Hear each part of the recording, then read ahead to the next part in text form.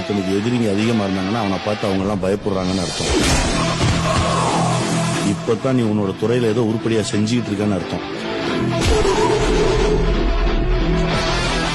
எதிரியே இல்லைன்னா வாழ்க்கையே போடுறா. இந்த எதிரிங்கெல்லாம் அவங்களா வருவாங்க, அவங்களாவே போயிடுவாங்க.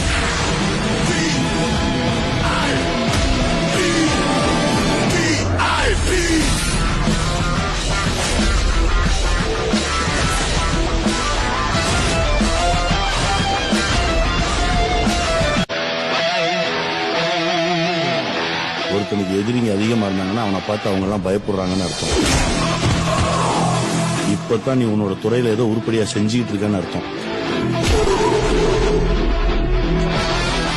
எதிரியே இல்லைன்னா வாழ்க்கையே போடுறா. இந்த எதிரிங்கெல்லாம் அவங்களா வருவாங்க, அவங்களாவே போயிடுவாங்க.